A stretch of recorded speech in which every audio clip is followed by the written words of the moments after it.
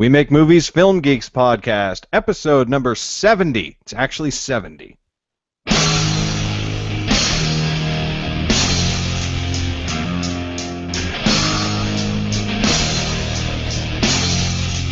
That's the outro, which has no voice in it. We'll try this one more time. Welcome to the We Make Movies podcast, making the world a better place, one film at a time. And now, here are your hosts, two aspiring filmmakers, or as they're otherwise known, waiters, Garrett and Chad. Oops. Yeah. Yep. Hello, everyone, and welcome to the We Make Movies Film Geeks podcast, where the intros are frequently inaccurate, and the podcast is all the podcast is all about how to get your movie made, how to get it seen by other people, and how to get it awesome. We're going to talk about this more later in the show, but we're going to be we are exploring the option of moving to a new platform. Actually, we're pretty definite that we're going to do it. We're just not quite ready to do it yet. But when we do, all of these technical things all just going to go away. None of them will exist anymore. I won't be doing crappy, audio intros through my iPad. Sound quality is going to be fantastic. The streaming video is going to be gorgeous and crisp and clear. I can't wait. I want to set that up next week. I want to get going on that next week. How's it going, guys? Good. How are you? Chad call that a tease. Yeah. Well, we're going to talk about it in not too long on the show. In fact, it's my second segment. But welcome back to the We Make Movies Film Geeks podcast. First show of the new year. Happy 2015, everybody. Hello. Hello. I just realized that my lower third was not on, so boom, there it is. How dare you, sir? How dare you? Yes. My lower third is mirrored, and I hate that. I love it mirrored. That's how I love it. Anyway, I've been good. You love it in the mirror? We are also doing a slightly new format for the show, yes, folks. So we're actually going to be diving directly into sort of the meat and potatoes. And if it's okay with you guys, I will go ahead and begin the fun. Diving into the meat and potatoes. That's like what I did over the holidays. Do we want to start with the community news, Chad, or are we ditching that? I pushed that stuff to the end as well, just because we want to. Yeah. All right. Cool. Okay. So anyway. Welcome back, 2015. New format, good new stuff coming. If you've been paying attention to the digital space at all during the last, number of years, basically, which I have not. I have, most of you know, and you may have noticed a trend, basically away from transparency and toward secrecy. HBO and Netflix, for instance, are extremely tight-lipped on everything, from actual numbers of subscribers that they have to even letting, and I'm not even kidding, the creators of their shows know how many people are watching their show. If you're familiar with the relationships that movie theaters have with studios, on the other hand, this is probably a pretty massive shift because movie theaters basically have to release their numbers on a weekly basis because those numbers are used to determine how much they end up paying back to the studios. And those numbers are open to the public. So for independent film producers, basically now trying to figure out how to make their investors' money back it's very difficult because there's no transparency left in this digital space, and it's kind of unnerving to people like us. Anyway, last week during a tour for the TV Critics Association, Ted Sarandos, who's the chief content officer for Netflix, he said point blank that there's, and this is a quote, no real business sense reason to report those numbers. And though the TV critics of the world already seem to see the writing on the wall, it was a little infuriating to hear it actually outright like that. For indie content producers, this provides a particularly interesting problem, many of whom seem to be content using old forms and info to reach out to their sadly gullible investors, like basically showing people like 10-year-old films and those numbers and be like, oh yeah, this is totally going to make its money back. That's what people are trying to do now, and smart investors, are not going to basically fall for it. They might, on the other hand, look at HBO and Netflix and other pioneers in the digital space, and I know that I am using HBO as a pioneer in the digital space, even though they are not quite there yet. But mark my word, as of April, when their a la carte thing goes live, they are going to be a big player almost overnight. So Yeah. mark my word, they will be. Anyway, and at the same time, by the way, package cable is going to kind of die from there. It's going to take a really big hit. Anyway, smart investors will see the moves that these big companies are making, and even though they can't see the actual numbers, they'll see the moves, and they can make their investments accordingly. I mean, the fact that each year, nearly $70 billion, and yes, that is a billion with a B, is currently being spent in advertising directed by the Nielsen ratings, which is an completely outdated television research firm, which isn't even, by the way, even accurate. A report came out last year in October that they admitted that for 7 months, 7 whole months, they had been reporting inaccuracies. Which, by the way, am I getting feedback on Michelle's computer? That's Michelle, where I just asked her to put in headphones. Okay, thank you. Yeah. Anyway, if for 7 whole months they were reporting inaccuracies, and they admitted it. ABC was the winner of that. Apparently, they talked up ABC on accident, and all the rest of the networks were kind of on accident. Read as for millions of dollars. Well, potentially billions. Anyway, that's how stupid the Nielsen ratings are. And if this shakeup is coming, then the industry is going to have to start to acknowledge that the Nielsen ratings are really obsolete, which everybody knows but still nobody is acting it that way. Anyway, just imagine what percentage of that $70 billion could be up for grabs.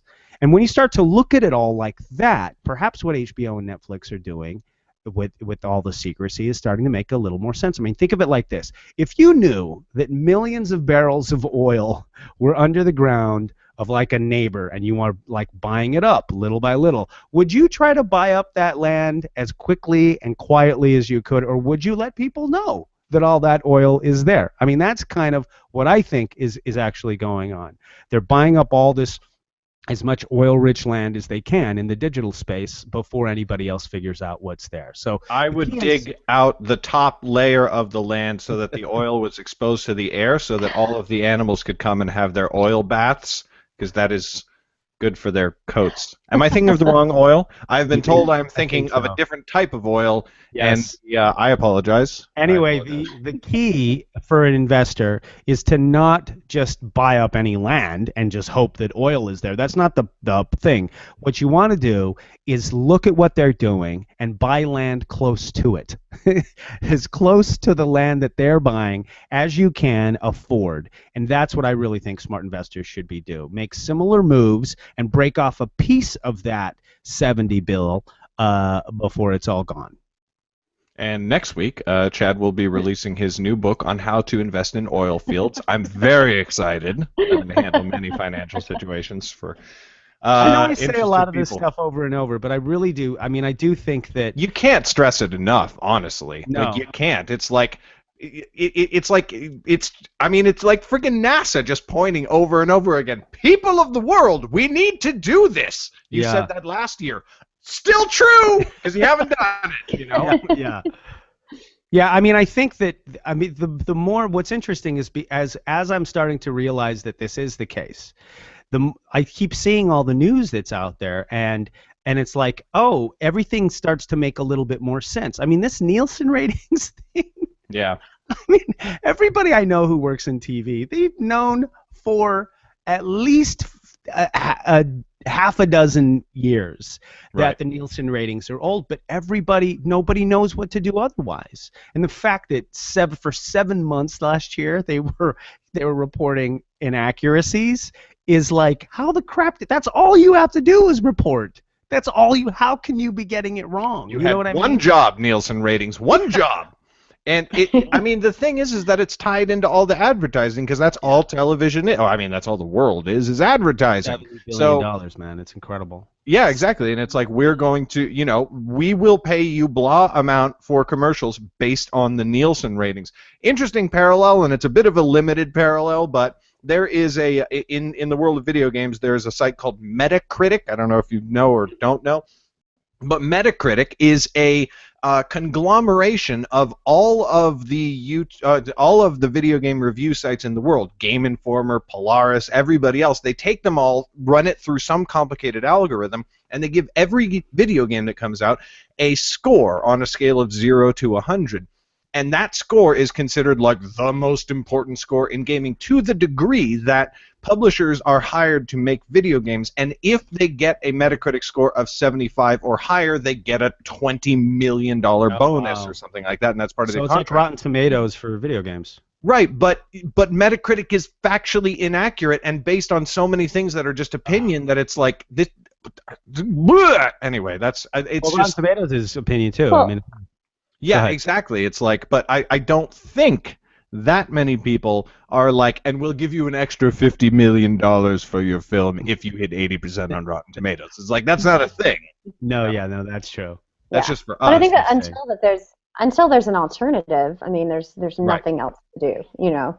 I don't know. I mean, like, it seems to me that there's smarter ways for. I mean, I know that there's no other, because at the end of the day, what's happening? What's actually happening is they're saying, oh, hey, buy a spot on my show for X amount, and they're like, well, why should I be that cost that much? And they're like, Right. well, look, these are our ratings, and then it goes to the next step of like what shows get canceled. I mean, that's at the end of the day, that's the sort of boots on the ground view of how the Nielsen ratings are working. But I think that if people, I don't know, there's got to be some alternative. There's got to be. I mean, I don't know. I mean, maybe not. Because otherwise, without the Nielsen ratings and like however they calculate those, how do you know how many people are watching a show? You know, like Right. I would not have any. I Google it, and when I Google it, I find the Nielsen ratings. You know, it's That's like. Well, apparently, I have a few friends in television that were trying to explain to me how the Nielsen ratings are calculated, and it's like there's a certain number of, I didn't understand all of it, but there's a certain number of like points for live viewership. There's less points for like DVR viewership, and there's less points for online viewership, and there's like there's a point system that happens, which obviously is not completely accurate, but but they can't but really. apparently, if Google were to buy them, if Google were to buy Nielsen ratings and bring them together with with what they know our people, you know what I mean? I think it might become more accurate. I think it might become more, less obsolete, less ridiculous. Well, maybe not. Look what Google's done with Google Hangouts. And on a related note, let's move on. but we love you, overlords. Please. On a related note, I'm going to jump into my thing. I have been getting more and more into Twitch recently, and the more I spend there as a creator and an audience member, the more I'm like, this is actually pretty freaking cool. So for those who don't know it and haven't heard me talk about it on this show before, twitch.tv is the website, and it's a live streaming website that currently, right now, is primarily used for video games. People play video games, and they send the video directly to to live streaming video on the internet on Twitch, often with like a little shrunk down camera feed of themselves while they're playing, so that you can actually see them. Other people just do it so that you can hear them but you can't see them, but like the most popular ones have a camera on them and everything like that.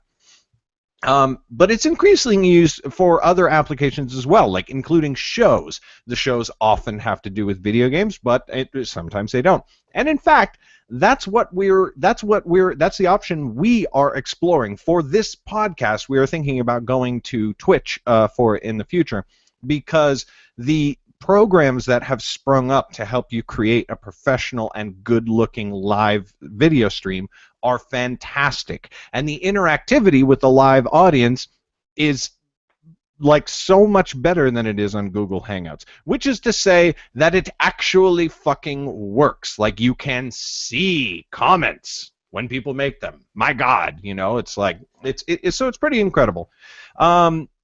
Which shouldn't be the case, since Google is like the kings of internet video, but the live streaming like Hangouts, we all know, and anybody who's experienced Hangouts know, it can be buggy. Let's just be charitable and say that. So there are these like really, really big and popular channels on Twitch, and in terms of profitability and exposure, they rival anything YouTube's got going on. In fact, I would go ahead and just declare that it is easier to be profitable on Twitch with a smaller audience than it is on YouTube, like massively so. First of all of the extras, like most YouTubers don't make the majority of their money from YouTube. They make it from their merchandise, their books, all of the extras they sell. And then YouTube sends them money, and if they've got 5 million subscribers, yeah, they're getting a pretty big check from YouTube. But no matter what, they're getting a bigger check from the T-shirts they're selling and the coffee mugs and all of that shit. Twitch, on the other hand, has a paid subscription model where you can pay $5 a month voluntarily. You can watch any streamer that you want to, but you can voluntarily pay $5 a month to subscribe to a streamer, and some streamers have it set so that you can only chat to them live if you're a paid subscriber, and that's how they keep, the douchebags out of their chat thingies or whatever, and they'll get notifications, and you don't have to watch ads and everything like that. And that subscription model, that is the norm. That is not the exception like it is on YouTube. On YouTube, you have to have more than 100,000 subscribers before you can turn on paid subscription. And if you get to 100, if you have reached 100,000 subscribers without making your viewers pay for anything, what are they going to think when you suddenly turn on a money wall? It's like, well, thank you for coming with me on this journey. Now that I'm too cool for school, you're going to have to pay if you keep watching. Like, you'd lose people in fucking droves. But on Twitch, all you need to get is like 500 people watching you on a regular basis, and then you can turn on a voluntary subscription. That's fucking genius. So, and any any Twitch streamer can turn on a PayPal button on their site. I have one on my site, and a couple of people have tossed me a few bucks, which, like, views to payment ratio is a fuck of a lot better than what I get off of my YouTube channel. And you'll sit there and you'll watch these popular streamers, and they'll get $1, $5, $10. The biggest I saw, somebody just dropped $500 on this girl while she was playing Hearthstone, and she was like, "Oh my God, thank you so much," just for streaming video games. Now, of course, how you interest people and get a big following and the audience that can actually support you is its own thing. That's not really the point, because I want to talk about it as a filmmaker. Like, what could you do with Twitch as a filmmaker? I mean, really, it's kind of limited by your imagination. If you are an indie filmmaker making your first feature, for example, and you raise the money for it on Kickstarter, why not set up a camera in the corner of the set, hook it up to a computer, and have a continuous live stream going from the moment you, like, every single day while you're going? It's like pop into the set and see what we're working on right now. That's and you could you could control it. You could have somebody there who's, like, responsible for managing, so that, like, if one of the actors starts flipping their shit, like, not just, for example, you could control what goes up there a little bit. But then you can, like, you can have a Kickstarter update every single time, and your Kickstarter backers will be like, "Oh, the stream's going live. Let's see them set up the shot," and, like, they can watch from afar while the shit's going. It's like actually being there on set while it's going on. And of course, you got your little button down there, and it's like, "Hey, we can always use a little bit more cash to make things easier on the production." You can keep donations going in during the whole production, and your Kickstarter audience gets to feel like they're part of the filmmaking experience. That's like one idea off the top of my head. But what else can you do with live streaming? I mean, anything. Your films will never go to Twitch. You physically cannot upload existing video to Twitch, and once you do a stream, it disappears after 14 days or something like that.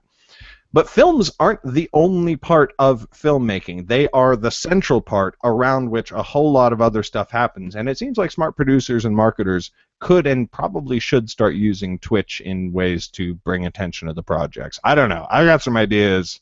I'm sure other people will have better ideas. Well, I think it sounds. You go ahead. Go ahead, Chad.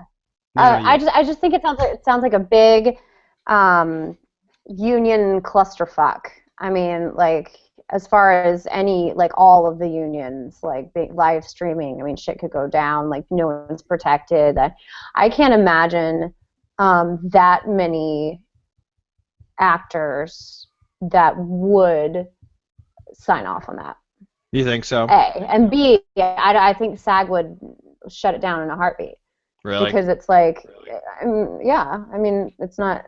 But does SAG? I don't Yeah. know if SAG has because this stuff is considered promo. It's not considered. You know what I mean? I don't know if it would have jurisdiction. It's still have jurisdiction over, like, it's new media. It would fall under a new media contract. Do they similarly have jurisdiction over like reality TV? Well, you don't have a lot of big actors on reality think TV. so. Also, Yeah, I see your point though, because but like then you get into the question of like, is it performance and da da da da da. The SAG had no. I mean, when we back when I was doing Stomp, it was not. You know, the stuff that we did for promo was a private contract, you know, between us and the producers, and basically whenever they wanted us to do stuff, we basically kind of had to do it. I mean, that was basically it. It was promotional. Whenever there were certain shows where they would pay you, like when we did, you know, whatever Leno and stuff like that, we would get a paycheck, you know. But other than that, it was promotional and it was just in the regular contract. So I don't know if I don't know if it would. My thing the thing that I'm actually interested in, because I'm interested in this, is that Twitch was recently bought in September by Amazon. Amazon For almost $1 billion. For just under $1 billion, which to me seems actually a little bit like a steal. Yes. I mean, I know YouTube was bought for a lot more, and obviously the space was empty at the time, and YouTube has destroyed in terms of the amount. They've made that money back several times over already for Google. But yeah, I think it's kind of they got a really good deal for it.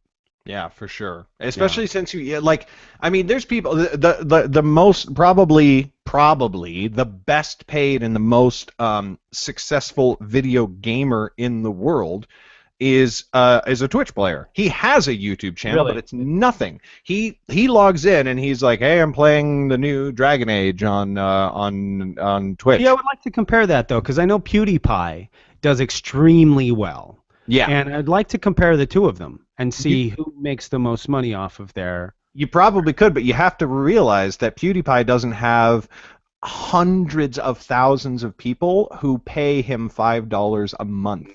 Wow. For his paid subscription. And it's like, maybe his viewers are watching enough of his videos to earn him $5 a month, but I don't think it's that many, you know? Like, I really don't. And this guy, he logs in, and within minutes, a couple 100,000 people are watching him play live, and they're all, they're donating with his PayPal button. Whatever game is out right now, you know, just like, he's just like, a new game just came out, I'm going to play Dragon Age. And people log in, and he's like, and he, you know, he's like, wow, this game's pretty fun. Boom, it sells 50,000 copies. So, like, the game, you know, the game developers are like, hey, do you want to play our game on your stream? And he's like, yeah. And then he starts playing it, and he's like, I don't like this very much. Sales just go, you know. We should find out that guy's, like, I would love to know more about this particular guy. We should do I don't think we have time for it right now, but I would love to kind of delve into this world a little bit more. It's definitely interesting. I mean, the difficulty is with live performance, and you have to sort of try and be at least somewhat. You have to provide some value, and it is much harder to do that sitting there with a live camera running on you than it is when you can film it and do all kinds of fancy editing tricks and shit. But still, I like it. Anyway, it's just just the idea, like, it's paid to play video games. Yeah, right. Yeah, every child's dream. Yeah, whatever. So, Michelle. And better ways to spend my time, like watching Gallivant. Did you guys see Gallivant? No. No, I did not. No. Oh, come on. I saw Agent Carter. Okay. And I saw The Interview, which we'll talk about later as well. Oh, fabulous. Well, Gallivant is ABC's new TV series. What's really cool about it is that it's a musical. It's a half-hour musical. Sorry. So go ahead. Whatever. But no, it was really adorable. It's like, you know, Once Upon a Time meets like Spamalot meets, you know, I don't know, something. It's kooky, a kooky medieval comedy musical. I've seen ads for it. Yeah. I have as well. And it's a musical? I didn't see that in the ad. The ads did not grip me, shall we say. Well, whatever. That's what she I said. loved it. I think. Wow. It was really. It's totally fun, and I think it's a great idea. And I think it's like opening up like kind of a new genre. Like this is the first half-hour comedy musical. I mean, there's Glee, there's Nashville, and then there's like the musical events, which is like Peter Pan Live and Sound of Music Live, all that kind of stuff. This is the first musical half-hour show. What's interesting is Alan Menken wrote it, who is I've worked with him personally before, actually a few times. He's fabulous. He wrote The Little Mermaid, Beauty and the Beast, Aladdin, all that. He wrote the music for the films and the musicals.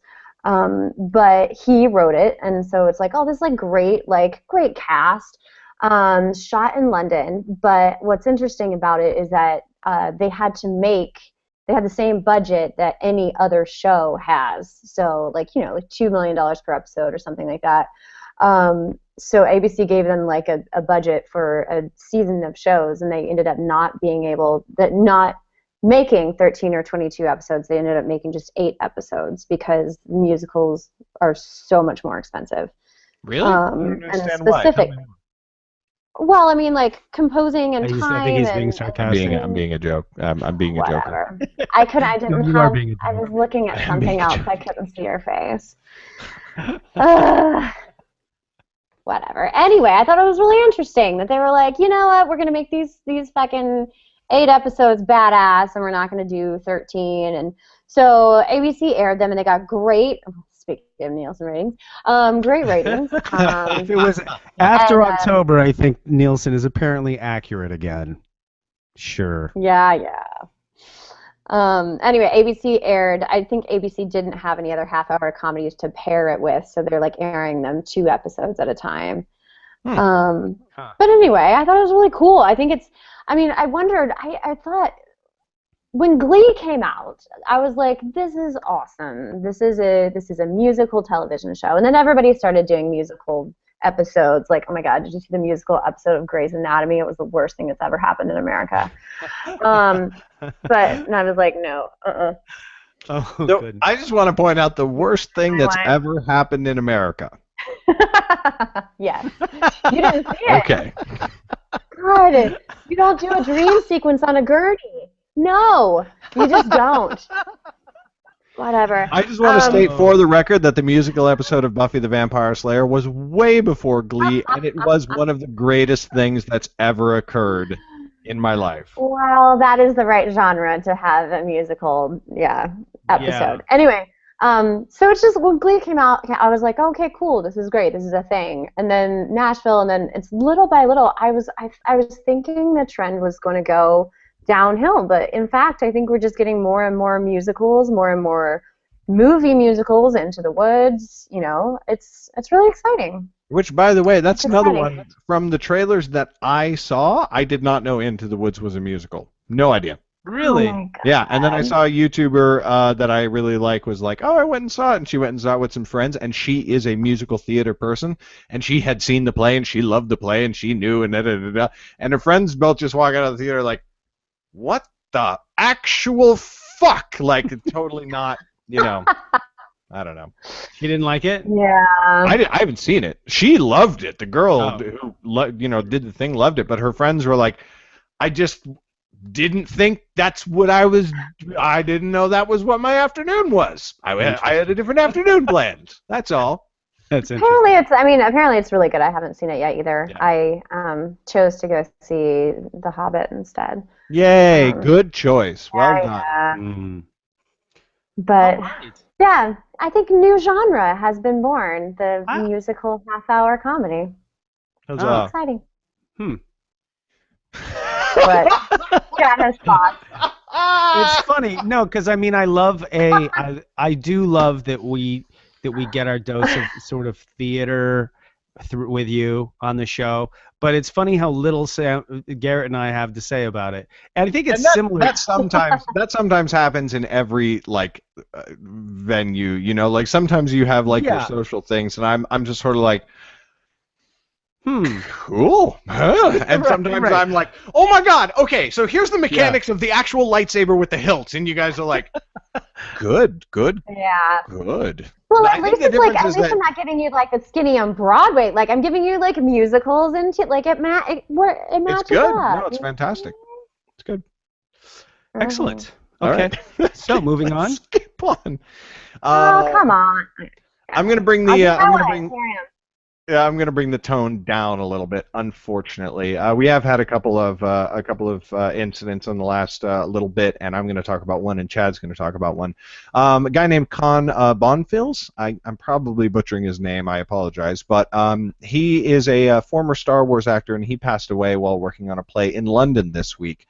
And when you first, I don't know if you saw the headline or didn't or not, but when I first saw the headline, it was Star Wars actor, passed away, and like they're still working on the new Star Wars film, and I thought somebody had like died on the production. And I was like, oh Jesus, no. He was in the prequels, and he was 42 years old, which is just kind of really crappy. He collapsed. There was no dangerous situation going on. It wasn't like there wasn't some thing. He just sort of fell over and couldn't be revived. They were working on Dante's Inferno, and the cause of his death isn't yet known, but like from all appearances, it was something like a heart attack or something like that. And it really, really sucks when they go that young. But this guy had a career. I mean, he was in The Phantom Menace, he was in Tomb Raider, he was in Tomorrow Never Dies, he was in Batman Begins. So he did get to do a lot of really, great things with a lot of really great people. I mean, I hope I get to work on that caliber of film throughout my career. So a sad thing, and the theater company is dedicating the rest of the preparation and the run to his memory. So he will be missed. Womp womp. We should have a sad trumpet sound effect. Although I don't know if that's appropriate for this. Yeah, I don't know. As Jay and Silent Bob, as what's his face, Kevin Smith would say on his podcast, for what he did in his life, big bucket of win though. Seriously, that's some major accomplishments. I don't have credits that good. And in that same vein, Samuel Goldwyn Jr. also passed. He was the son of one of the three founders of MGM, and he was a longtime champion of independent film in his own right. He passed Friday of congestive heart failure. He was 88 years old. He had a really full life, which began as a self-confessed Hollywood brat who attended his first Academy Awards event at 11 years old. Then he went away to prep school in Colorado, college at University of Virginia, and then joined the Army. And then after he left the armed forces, Goldwyn worked in England as an associate producer on the crime thriller Good Time Girl, but then pretty much immediately after went back into the Army to produce and direct documentaries for the Eisenhower administration. And then when he finally did leave the Army the second time, he came back to the States to work with Edward R. Murrow at CBS and other documentary projects. And then in the 50s, he returned back to Hollywood to embark on what became a really long and storied life in film, producing 27 different films, TV, movies, and series, and also founding the even more prolific Samuel Goldwyn Company, which distributed dozens and dozens of films. Goldwyn's last film as a producer was The Secret Life of Walter Mitty, and his highest profile film was Master and Commander, for which he won a Best Film Oscar. He's succeeded by a very large family from 3 different wives, and has, without a doubt, left a mark on the independent film world, and Samuel Goldwyn Jr. will be missed. I really liked Master and Commander, and I've heard, I still haven't gotten to see it, but I heard really good things about Walter Mitty. I haven't seen it yet either. I want to see that, yeah. Well, Michelle, why don't you bring us out of these doldrums? What's happening in musical Come on, theater? I'm usually the Debbie Downer. Or is it musical theater? I'm theater heavy today. Sounds like a personal problem. Okay, there's this new show in town, and it's really interesting. I've been involved with it, but I didn't realize what I was getting into before I got into it. And it's really interesting. It's called Serrano, the musical, and it's playing at the Matrix Theater in LA on Melrose. Garrett Robinson laughing Put at it in me. chat, and then we don't have to talk about it ever again. Oh my goodness. It's really cool. It's a retelling musical version of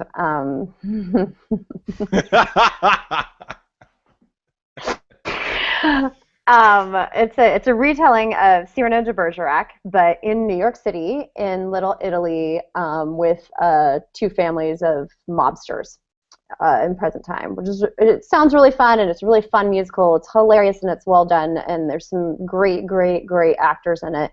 But what's interesting about it is it's all TV people. It's a bunch of TV people that decided to get together and make a musical. Joel Zwick is directing it, which I don't know if you guys know Joel Zwick, but he's directed like everything, like My Big Fat Greek Wedding, like every episode of Full House. He's currently directing 3 shows on the Disney Channel: Shake It Off, Shake It Up,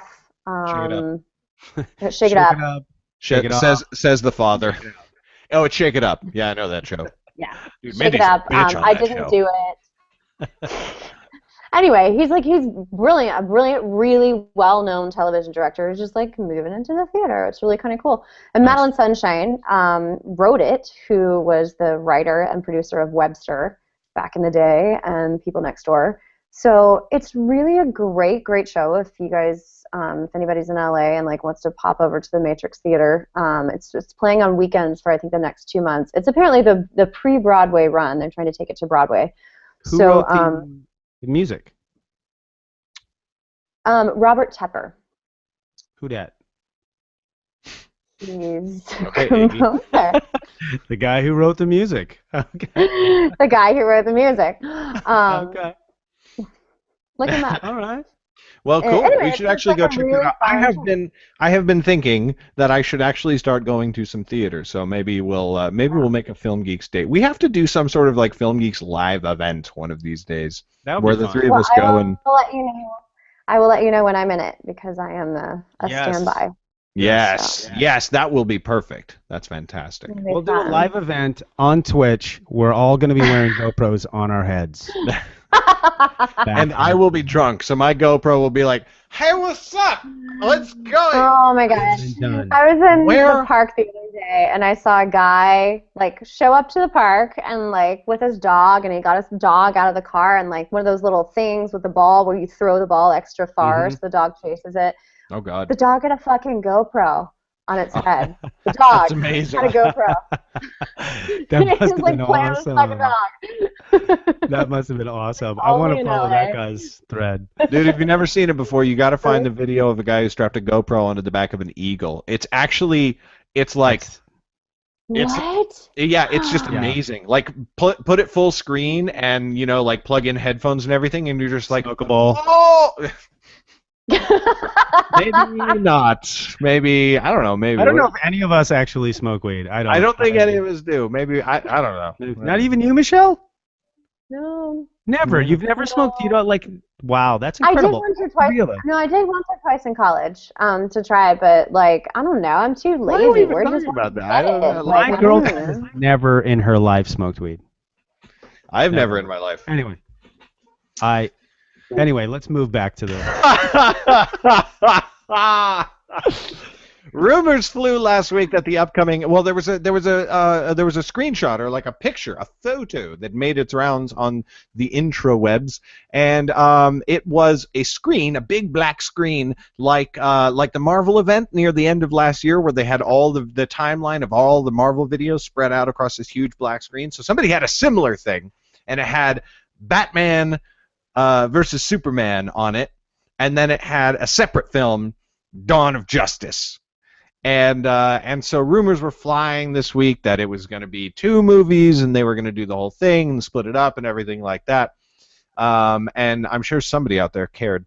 But Henry Cavill who plays Superman, the guy who plays Superman, told Variety it's just a rumor. There's only going to be one movie. The official title for this probably disappointing film is Batman v Superman: Dawn of Justice.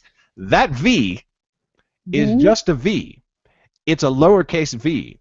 It's not versus. It's not VS dot. It's V. I would like to point out, being a writer, that's not a thing. That's not an actual thing. That's like something that you can do in a text to somebody when you don't want to do the S and then the thing and whatever. No, but isn't it in legal, like in law? Isn't V the way that they do it in But they have at least a period, or they do the VS dot or something like that.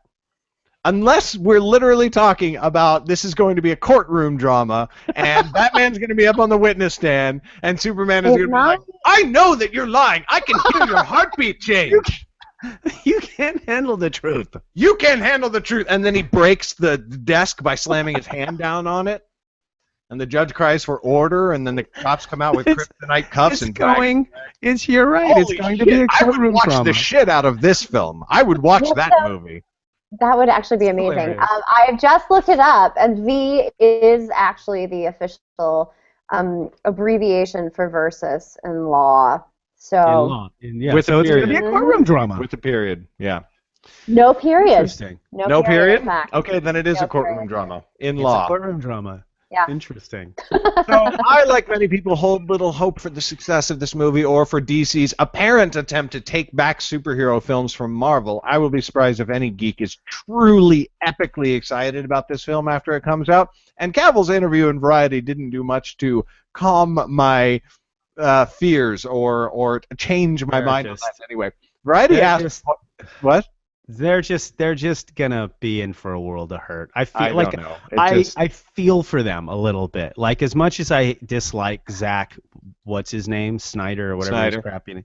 As much as I dislike him, and I do dislike his crappy name. His name is crappy now too. Like it's not just stuff that he's. It has nothing to do with his name. It's just to him. As whatever. As much as I dislike his work, I actually am starting to feel bad for them, because I don't think he's ever going to be able to live up to all the the crap that they're trying to, all the expectations, Yeah. You just don't compete. You're not going to anyway. It's just. But Variety asked Cavill point blank, this cracked me up, if the film would be more epic than the Avengers, what would you expect him to say? I don't know. Like maybe not absolutely, or like yes it is. No, I like it's going to kick the Avengers' ass. I wouldn't expect that, but I might expect I think people are going to be really amazed at this project. I think people are going to be, if you have high expectations, we're not going to let you down. Like something like that. Yeah. He literally said only, you'll see. You're not blowing my skirt up, Cavill. You are not blowing. I don't know if but your intonation was yours. You don't know. He might have. He could have said it. You'll see. Or, you know what I mean? There's a gazillion ways he could have said, you'll see. I think my interpretation is fairly accurate if Henry Cavill has ever read even one comment on the internet about Man of Steel. But Michelle, why don't you tell us about another film that I am very excited about? Me too. Really? Well, now, actually, do you know what's so interesting? I just watched the last episode of season 2 of Arrow. Do you guys watch Arrow? Speaking of superhero. I do watch Arrow. I do watch Arrow. I do not watch Arrow. It's a little bit of a guilty And they got renewed. Yeah. How is he going to come back? He's like... Oh, wait. Things I'm not caught up. happen. Wait. Things happen at the end of season 2, and it's very disturbing. They're only in season 2? Mm-hmm. Are you sure? Google it. Pretty I sure. don't think we're only in season 2. Yeah. Well, but anyway. No, sorry, season 3. That is season 3. I just watched the end of Legend of Korra. Holy shit, that show's freaking amazing. The show is so fucking good. Well, hold on. Anyway. Let's get back to this. Yeah, let's get back. Yes. Well, Chad, you need to catch up because it's really freaking. Okay. I love it. It is And one of my character guilty dies. pleasures too. It's one of my guilty pleasures. You'll see. Okay. Mm. Okay, Wait, so I so- just watched the trip, but No, I'm waiting for you to. Sorry, get back Oh. about this because I want to hear about it. get back to talking about Jupiter Ascending. Yes! I'm very excited. It's freaking awesome.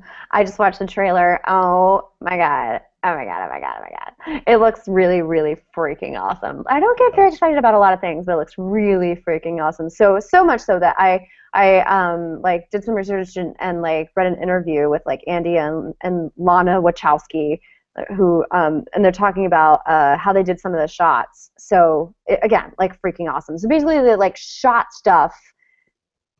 Like they had this gorgeous scene that they shot in like the Ely Cathedral in England, which is already gorgeous. And then they shot it, but then they like added an extra level of vaulting to like the top of the shot, and then like star fields out the window. And so basically everything they shot, they added, like they shot in actual locations and then like layered in like a crazy effect over everything to make it like trippy and otherworldly, and like it's just beautiful. It's Wow. beautiful. So I'm very excited. So it comes out February 6th. Yeah. Mm-hmm.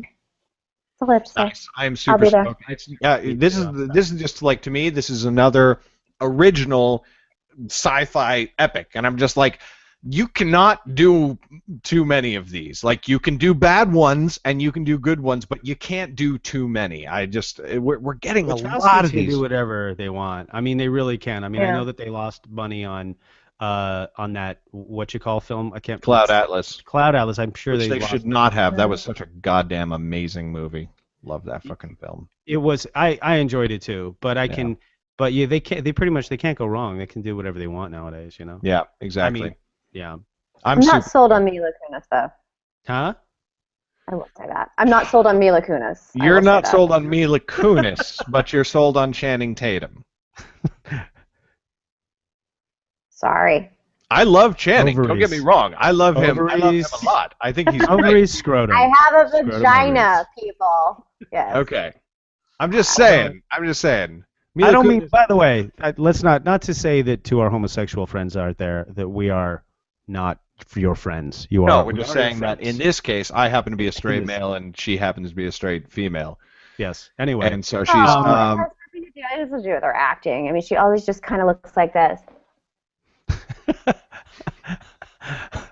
I'm gonna go into my piece if that's okay. Yeah, with why you. don't you do that? I wrote. Joe and I do a knockdown drag out about whether we'd screw Mila Kunis or Channing Tatum. This is the question, by the way, just to wrap it up. Would you have sex with Mila Kunis with a penis or Channing Tatum with a vagina? That is the question. Well, it depends on what you did. Don't answer now. Don't answer now. Anyway. I already answered now. You kind of already did. So I wrote an article on We Make Movies this week. As you know, except for the past few weeks when we were off for vacation, I write an article every Tuesday when it goes live. So I wrote an article this past week about Seth Rogen and James Franco's film, The Interview. You're probably all aware of the full situation already, but you may or may not have heard of Park Sang-hak. I have not heard of this. This Yes. guy's my new hero. The North Korean defector who plans to send 100,000 copies of The Interview into North Korea by balloon drop.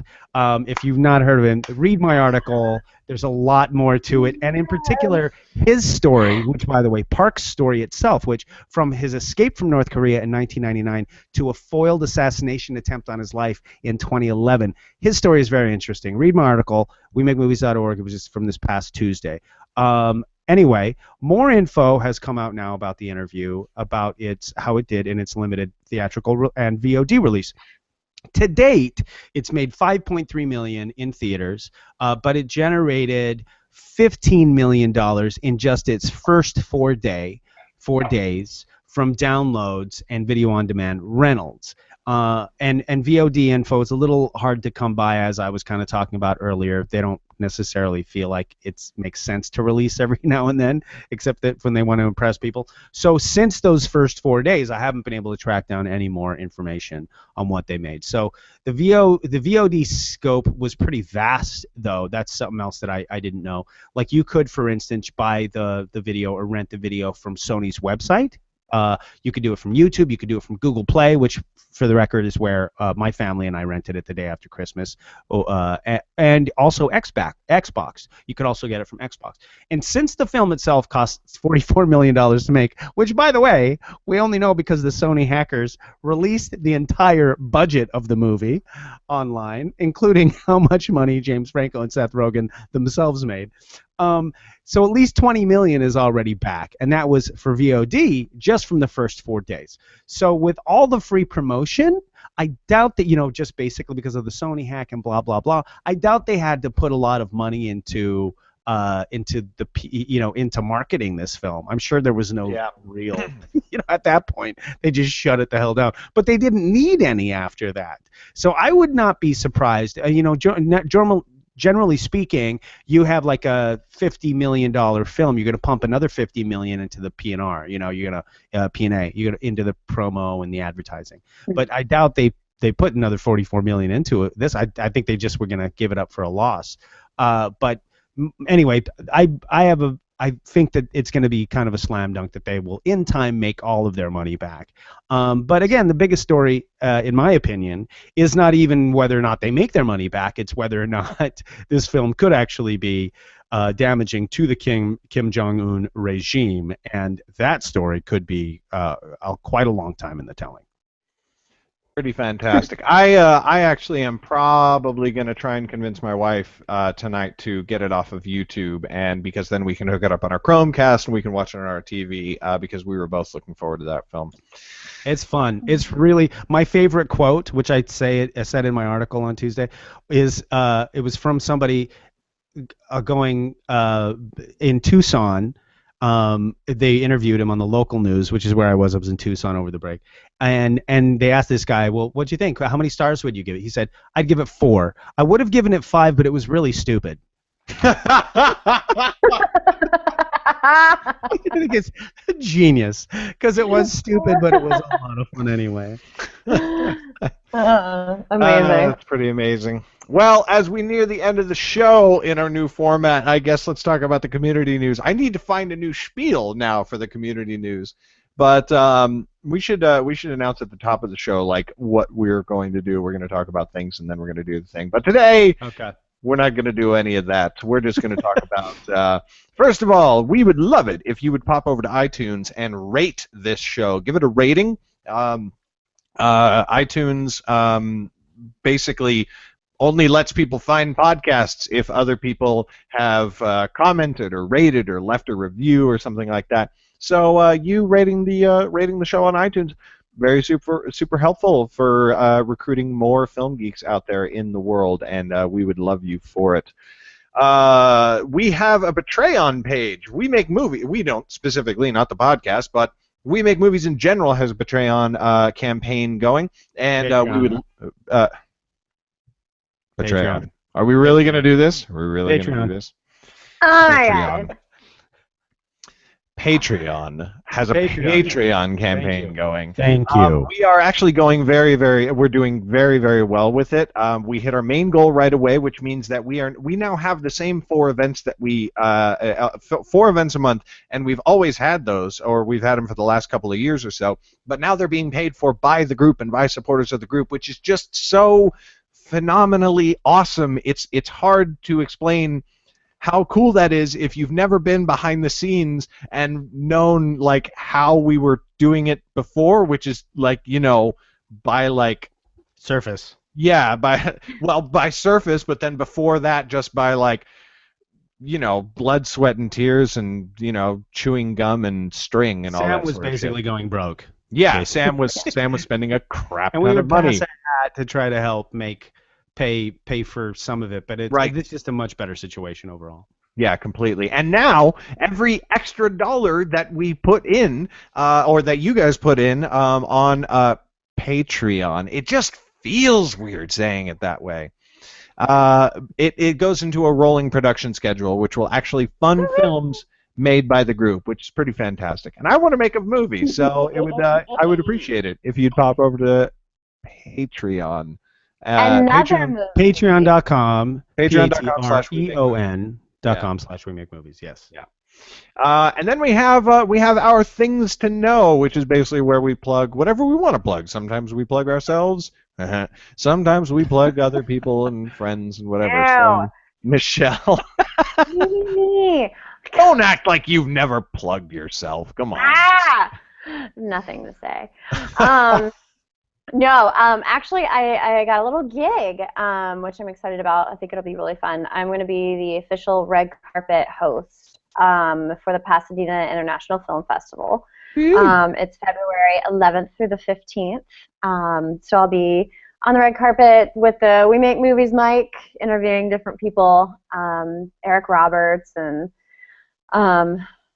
Doris Roberts and Michael Gross and a bunch of people. It'll be really fun. Wait, is there another guy you're going to be interviewing? Oh, I think I'll be interviewing Chad Kukihiko because his film is in the festival as well. Yeah. Just Chad and Eric. Chad Kukihiko and Eric Roberts. That's right.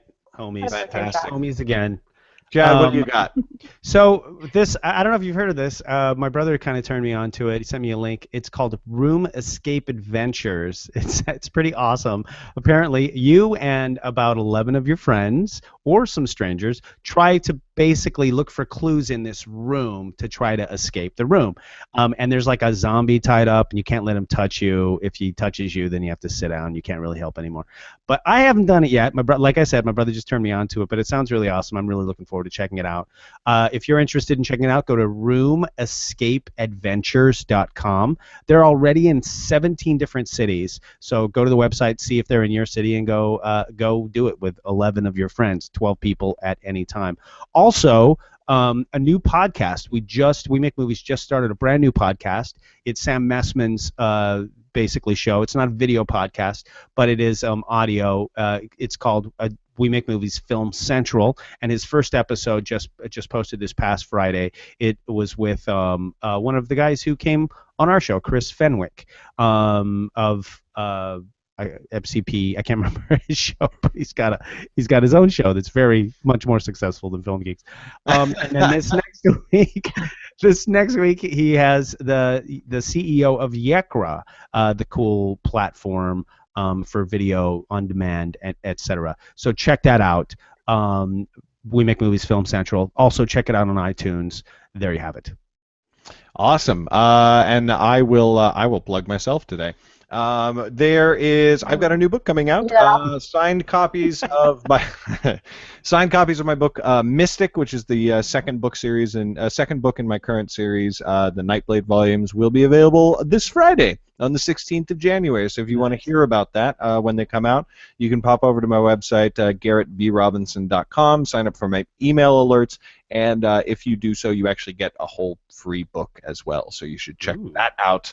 But obviously, I'm kind of biased in my opinion on that. And with that, I will call an end to the first We Make Movies Film Geek show of the new year. Thank you guys so much. This has been an amazing show. Thank you, Matthew Hunt, for your live comments. Sorry we couldn't bring them up in the feed. I swear it will work better when we are on Twitch, which I swear to God we're going to do by next week. I've been Garrett Robinson. You can find me at GarrettBRobinson.com. Chad is at SuperFreako.com, and Michelle is on Twitter at MLucadoo. We'll see you next Sunday, everybody. Good night.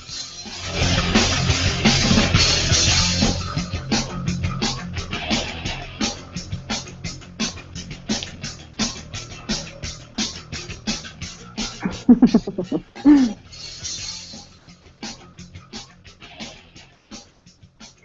ha ha.